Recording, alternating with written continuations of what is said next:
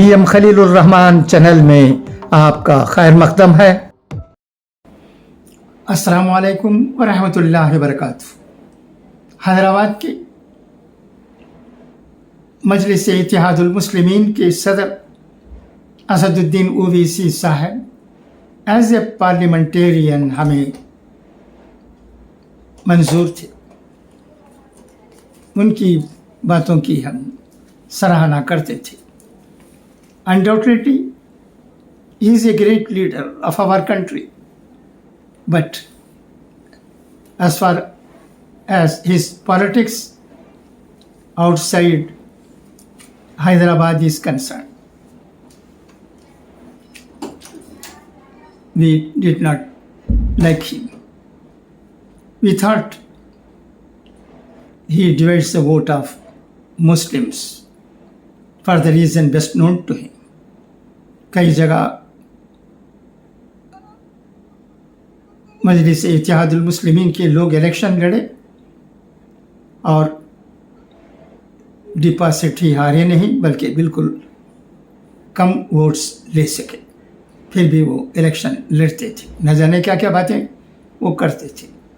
اس لیے ہمیں یہ چاہتے تھے کہ اویسی صاحب کی سیاست تلنگانہ میں ہو، حیدرآباد میں ہو، اور کہیں نہیں، اور کہیں اور جگہ ہوتی بھی ہے تو ڈیویڈ نہ کریں مسلمانوں کے ووٹ کو۔ مسلمان کئی پارٹیوں میں ہیں، وہ جن پارٹی کو چاہے ووٹ دے سکتے ہیں، مگر تلنگانہ کے سوا کہیں اور جگہ وہ الیکشن لڑتے ہیں تو ان کی کیا حالت ہوتی ہے یہ سب جانتے ہیں۔ مگر اب جب کہ کشمیر میں پاکستانی آتنکوادیوں سے جو خون خرابہ ہوا، جس طرح مذہب پوچھ کر 26 لوگوں کو شہید کر دیا گیا، اس کے بعد اویسی صاحب نے جو رول اختیار کیا ہے وہ ہمیں بہت اچھا لگتا ہے۔ اب ہم ان کی باتوں کی سراہنا کرتے ہیں۔ اب وہ ہمارے ملک میں صرف مسلمانوں کے درمیان ہی نہیں بلکہ ہمارے غیر مسلمان بھائیوں کے درمیان بھی بہت چاہے جاتے ہیں۔ اسی وقت ہمارے پڑوسی آتنکوادی ملک میں آتنکوادیوں کو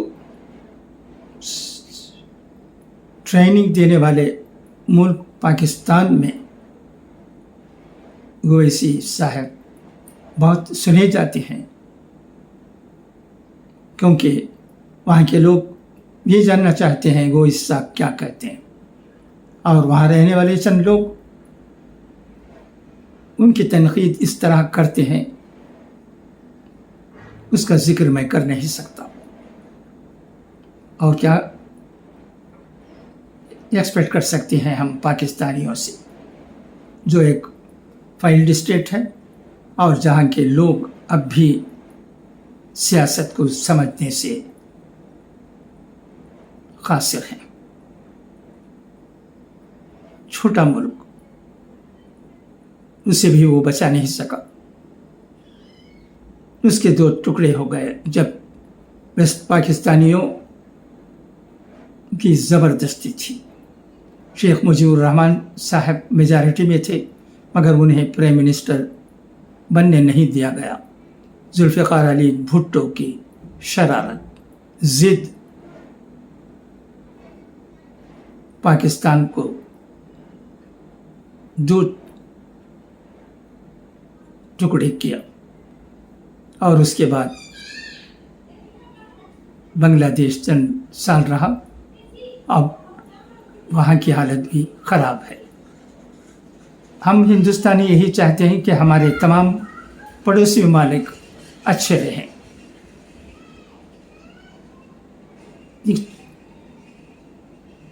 पाकिस्तान भी अच्छा रहे, बांग्लादेश भी अच्छा रहे, मगर पाकिस्तान में आतंकवादियों के अड्डे थे, उसे अब हाल में हमने नेस्तो नाबूद कर दिया। क्यों किया आप जानते हैं, मैं उस पर जाना नहीं चाहता इस वक्त। इस वीडियो के ज़रिए मैं यही कहना चाहता हूँ कि असदुद्दीन ओवैसी साहब की बातों से ये मालूम होता है कि वो कितने हुब्बुल वतनी के जज्बे में लगे हुए हैं, और एक डेलीगेशन में भी वो जा रहे हैं।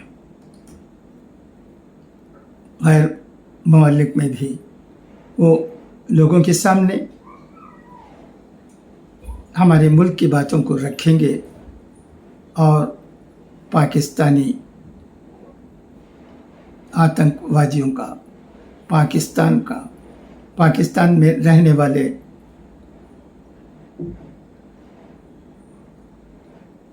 हुक्मरानों का पर्दाफाश करेंगी। इंशाअल्लाह ये डेलीगेशन जो कई ममालिक जा रही है वो इंशाअल्लाह कामयाब रहेगी, और हम हिंदुस्तानियों की बातों को लोगों के सामने लाएगी। उसमें शशि थरूर भी हैं, ओवैसी साहब भी हैं, कनीमोझी भी हैं, और बहुत से लोग हैं। उनसे इंशाअल्लाह बहुत अच्छा काम होगा, और हमारे मुल्क की पॉलिसी को गैर ममालिक में लोगों के सामने लाने में उनकी बातें बहुत कारआमद इंशाअल्लाह साबित हो सकती हैं। ओवैसी साहब जिंदाबाद कहते हुए मैं आपसे इजाज़त चाहता हूँ।